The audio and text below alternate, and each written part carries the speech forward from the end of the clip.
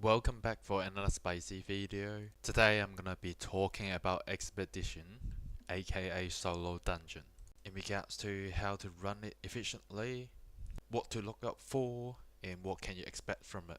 If you know what an expedition is and why we are running it, please jump to 145 for the guide, otherwise stay with me. Now you may say, who cares about expedition?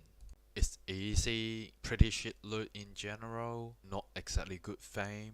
You need to remember it does give you a royal sigil for the first time completing it. That sigil is equivalent to the tier of the expedition that you are running. For those who don't know what royal sigil are for, it can be used to craft the royal gear, and they are the best gear in the game within the same tier. Hence why they can be sold for a really good price, whether you put it on the normal marketplace or in the black market. If you are not into crafting, the sigil worth a fair bit in its own right anyway. The sigil can be acquired by completing these normal expeditions or the hardcore expedition or even arena, assuming that you are a beginner, and probably that's why you're watching this guide. Tier 5 expedition probably is the best way to go, because it can be done with a mix of tier 3 and tier 4 gear. Mind you that it has minimum average power requirement, which is 650 for tier 5. Now, as soon as you get into the expedition, make sure you're having a look at this quest log, because this is exactly what you need to do in this dungeon to get the daily completion bonus, which is the whole reason why we're coming into here.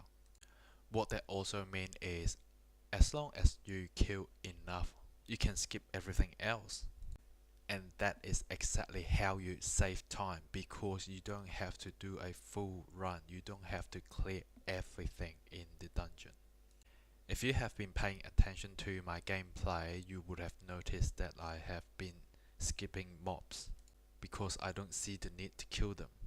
If you run far enough, the mobs will eventually lose aggro. Then you just find a safe spot to use the R skill from the armor to heal yourself up. I choose to kill this pack of rats here because it is satisfying, and also see my other video on this lane to understand why I hate rats.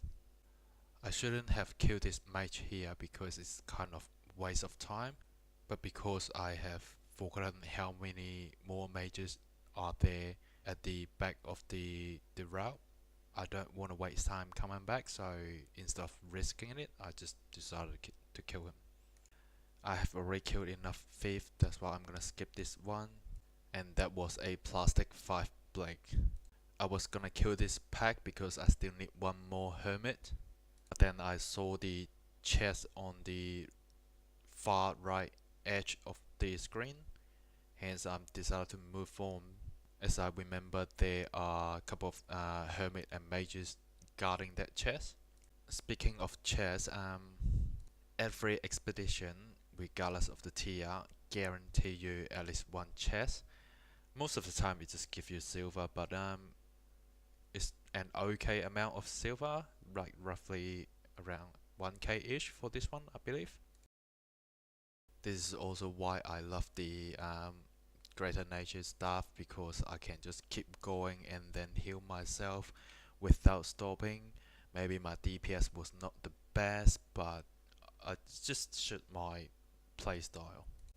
Now that I've done all the thief, the healer, the fire mage, I'm gonna skip all these here because there's no point hanging out here.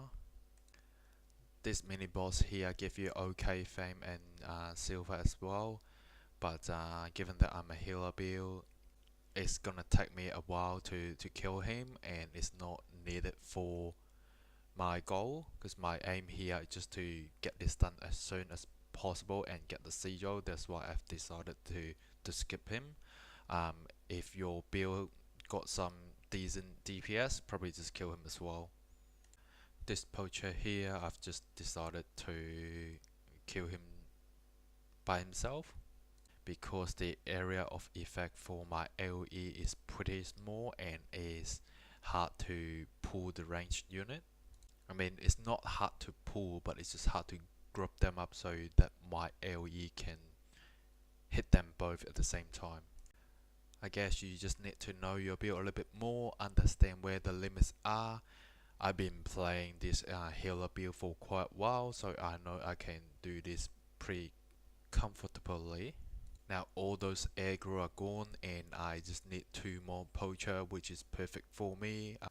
This is the last bit before the boss, so but I just have to kill these 2 to take the next box. I did try to group them up using my D skill, but I failed, so not the greatest DPS, but I guess it's okay given that my build is way more tankier than a DPS build. That seems pretty balanced to me. Now we're at the boss. It is a pretty simple fight, so I'm gonna speed up a little bit from here. I've only got 1 DPS move, which is my W. It is a damage over time skill. It can be stacked up to 3 times. All I need to do is just apply 3 times. Keep an eye on the debuff on the boss. We apply before it worn out, so that my DPS can be kept at the maximum level. Once it's done, you will receive this silver and the sigil automatically. That's it, that's the bonus silver and the sigil. Thanks for watching, I'll see you all next time.